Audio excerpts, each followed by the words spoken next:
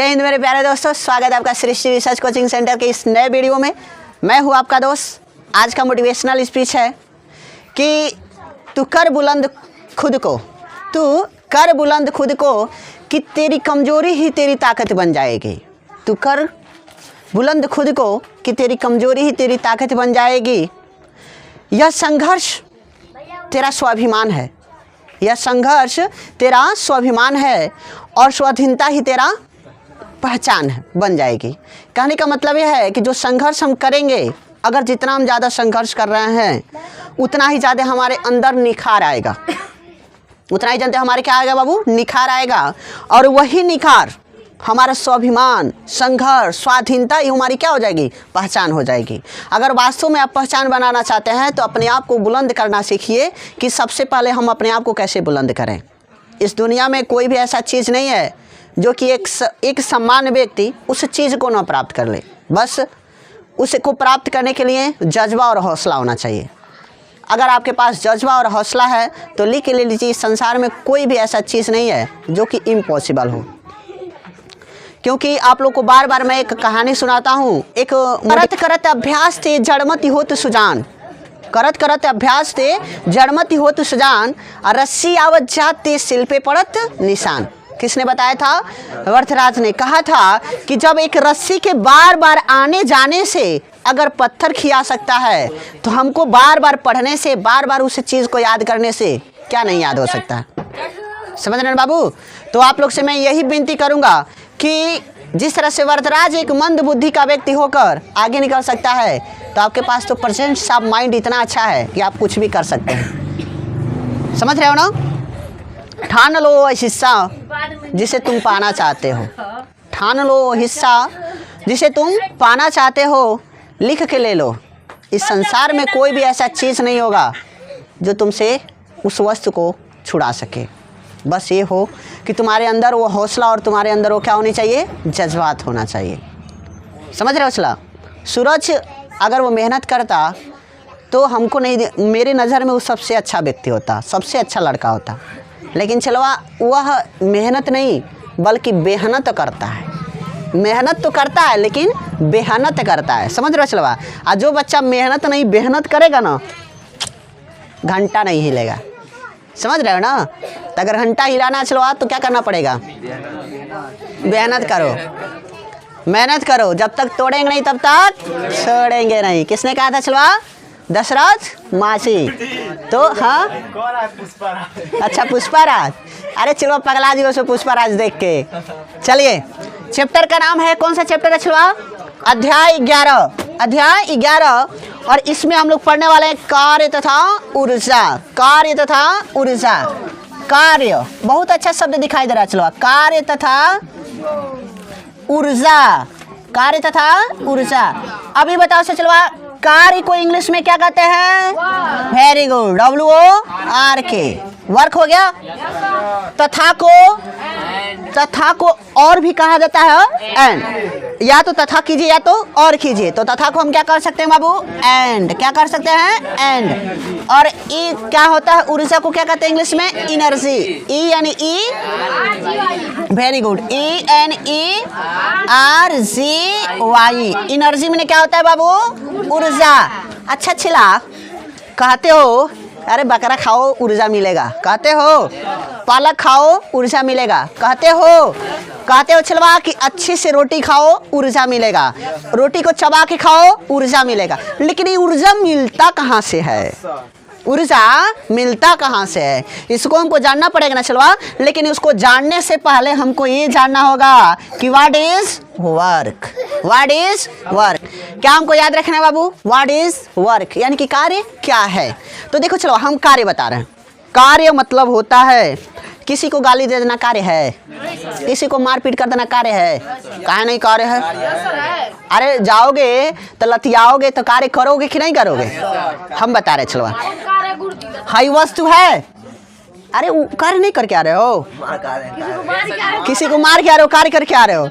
हाँ चला, गाली देना कार्य कर रहे हो, हाँ कर रहे हो। जहाँ ऊर्जा खर्च होगा कार्य कर रहे हो। बैठे हो ना, तुम नहीं कार्य कर रहे हो लेकिन तुम्हारा दैया कार्य कर रहा है। समझ रहे हो? चलो आप बैठना भी क्या है, लेकिन वास्तव में एक कार्य नहीं है। कार्य का मतलब होता है चलवा कि जब किसी वस्तु पे हम बल लगाएं, जब किसी वस्तु पे हम बल लगाएं, अब बल की दिशा में क्या हो जाए, जब किसी वस्तु पे हम क्या लगाएं, बल लगाएं, और बल की दिशा में क्या हो जाए, that is work, that is work. यानी कि चला अगर हम कहें इसको खूब जांगा लगा के ठेल रहे हैं, ठेला रहा है, विस्थापित हो रहा है, और जब तक विस्थापित नहीं होगा तब तक कार्य होगा।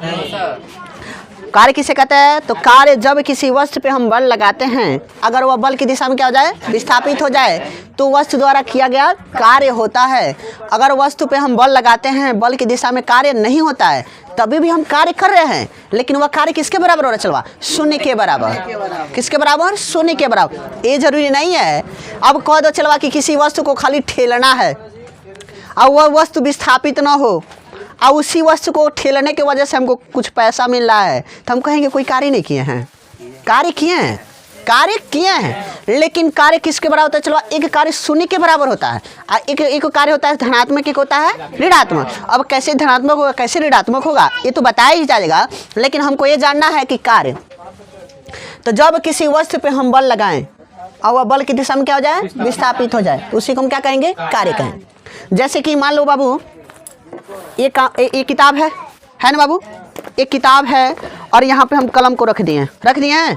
अब इस पे हम परस्पर अंगुली से बल लगा रहे हैं, और ये बल की दिशा में विस्थापित हो रहा है कि नहीं हो रहा है? देखिए बल की दिशा में विस्थापित हो रहा है, अतः ये कार्य हो रहा है, कार्य हम कर रहे हैं। तो किसी वस्तु पे बल लगाकर बल की दिशा में विस्थापित करना क्या कहलाता है? कार्य कहलाता है।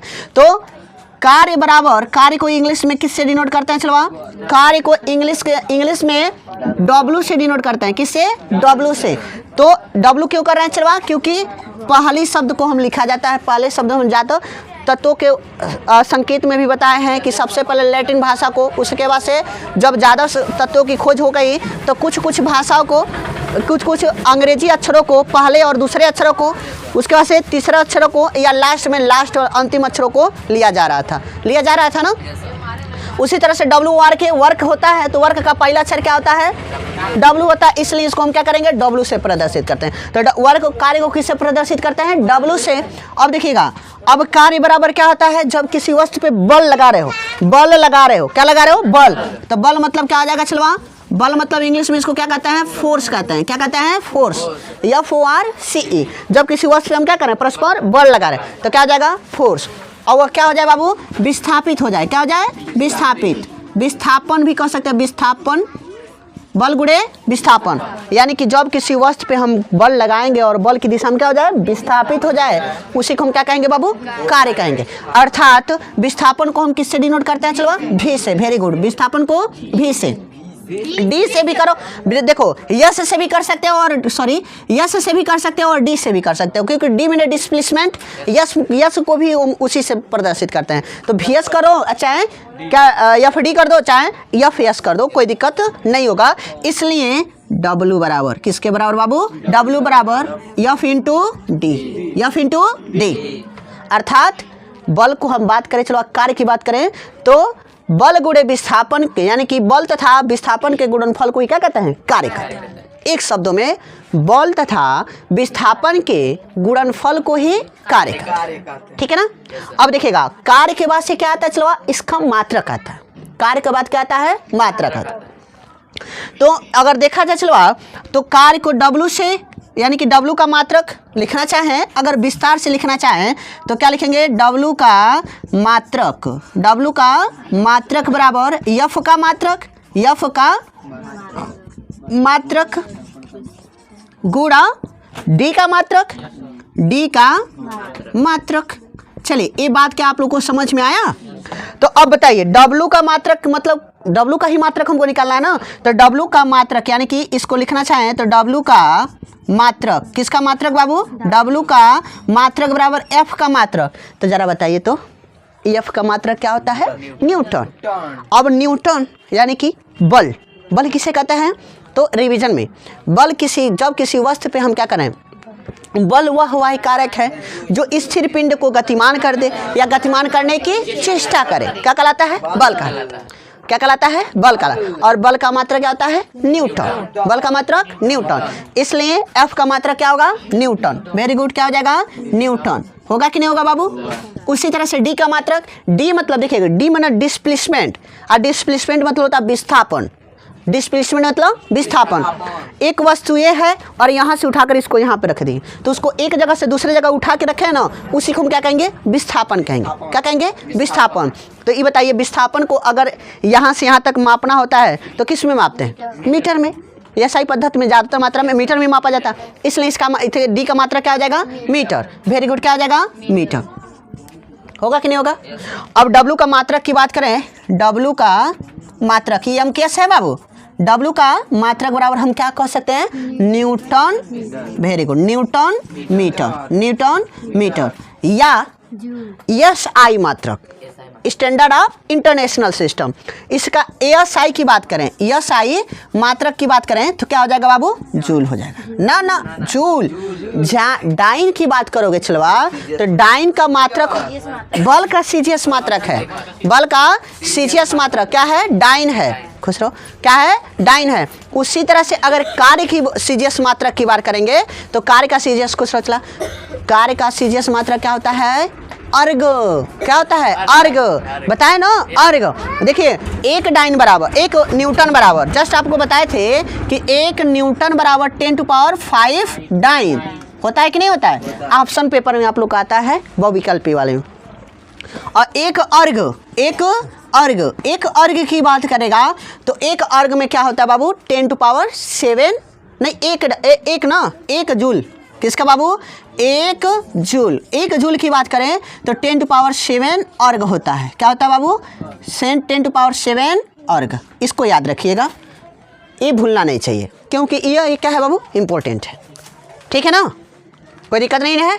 चलिए, अब परस्पर हमको तो ये पता चल गया, लेकिन ये बता दीजिए विद्यार्थियों में, आप लोग में, कि क्या इसका सदिश और अदिश की भी बात करता है? Yes sir. तो क्या कार्य एक सदिश राशि है कि अदिश राशि है? हाँ, सदिश। चलिए बताइए, सदिश है तो कैसे है? क्योंकि इसे जब तक विस्थापन, आप कह रहे हैं कि कार्य एक अदिश सदिश राशि है, तो आप प्रूफ करके दिखाइए ना कि कार्य एक सदिश राशि है। How to prove that? कैसे हम सिद्ध करेंगे कि एक सदिश राशि है? क्योंकि इस समय जब कार्य विस्थापन होते हैं, जब किसी वस्तु पे बल लगाते हैं तो वह बल की दिशा में विस्थापित होती है, यानी कि बल गुणा विस्थापन। लेकिन याद रखिएगा, बल जब किसी वस्तु पे बल लगाते हैं, जब किसी वस्तु पे बल लगाते हैं तो वह बल लगाया हुआ चीज़ हम ये नहीं कह सकते कि किस दिशा में बल लगा रहे हैं, वह सिर्फ बल की दिशा में विस्थापित होती है। न कि हम ये कहते हैं कि हम पूर्व की दिशा में बल लगा रहे हैं। कहते हैं क्या? नहीं कहते हैं। सॉरी फॉर डिस्टर्बिंग, अगर दिखाई दे रहा हो तो वीडियो बनाना, नहीं तो दिखाई दे रहा है ना, तो ठीक है, लाइट कर। अच्छा, तो हम क्या कर रहे थे? चलो, इसलिए अगर हम बात करें तो जो बल होता है, जो कार्य होता है, यह सदिश राशि नहीं होता बल्कि अदिश राशि होती है। कार्य नोटेड पॉइंट में कर लीजिएगा कि कार्य की बात करें चलवा, तो कार्य कौन सा राशि होता है? तो कार्य एक अदिश राशि होती है। कौन सी राशि होती है बाबू? अदिश राशि। क्यों अदिश राशि होती है? क्योंकि हम किसी वस्तु पे बल तो लगाते हैं, लेकिन हमको ये नहीं पता है कि हम बल कहाँ लगा रहे हैं। समझ रहे चलवा, हम बल कहाँ लगा रहे हैं, इसलिए हम कह सकते हैं कि जो कार्य होता है, क्या होता है बाबू? अदिश राशि होती है। इसी तरह से आप लोग को जस्ट बीमा निकालने के लिए बताए थे, 9th में है तो क्या हुआ? बीमा निकालना सीख लेंगे तो सही रहेगा। समझ रहे हैं? तो अगर देखा जाए चला तो इसका बीमा हम परस्पर निकालें तो कैसे निकाल सकते हैं? जगह यहाँ पर बचा हुआ है, तो यहाँ पर हम बीमा निकालने के लिए सिखा दे रहे हैं। ठीक है ना चला, अगर हम बीमा निकालें तो देखना, तो F यानी कि बल, और बल की बीमा आप लोग को निकालने के लिए बताएं। बल का बीमा क्या होता है? बल का बीमा होता है MLT T पे -2, T पे -2। ठीक है ना चलवा। अब कैसे MLT T पे -2 होगा ये भी बता रहे हैं। देखिए, बल का, अगर हम बल की बात करें चला, तो थोड़ा सा उनको इरेज करना पड़ेगा। इरेज हम यहाँ से कर दे रहे हैं, ठीक है ना, ये वाला पॉइंट। अब देखिए, तो बल, पहले बल का बीमा निकालने के लिए जा लीजिए। बल का बीमा अगर हम निकालें बाबू, तो बल का बीमा निकालेंगे तो बल, देखिए बल किसे कहते हैं? जब किसी वस्तु पे बल व वाय कारक है जो स्थिर पेड़ को गतिमान कर देगा, गतिमान करने की चेष्टा करे। तो बल बराबर हम बताए थे कि कोई ना कोई उसका द्रव्यमान होगा और किसी न किसी वेग से जाएगा, और जब जिसमें वेग होगा उसमें एक्सेलरेशन होगा, और जिसमें एक्सेलरेशन होगा उसी को हम क्या कहते हैं, त्वरण कहते हैं। तो बल बराबर क्या हो जाएगा, एम में एम इंटू ए। तो बल एम का देखिएगा, एम का मात्रक एम द्रव्यमान है तो इसका मात्रक क्या होता है, केजी होता है कि नहीं होता है। और ये त्वरण है, इसका मात्रक क्या होता है चला, तो इसका मात्रक मीटर प्रति सेकेंड स्क्वायर होता है कि नहीं होता है। अब केजी का मात्रक, केजी को किससे हम डिनोट करने के लिए बताए थे, केजी को मास, मास मतलब कैपिटल एम, तो इसका बीमा क्या हो जाएगा, कैपिटल एम हो जाएगा। अब मीटर को, अब किसी को हम बताए थे, इसका पहला वीडियो अगर आप नहीं देखें तो जरूर जाके देखिएगा।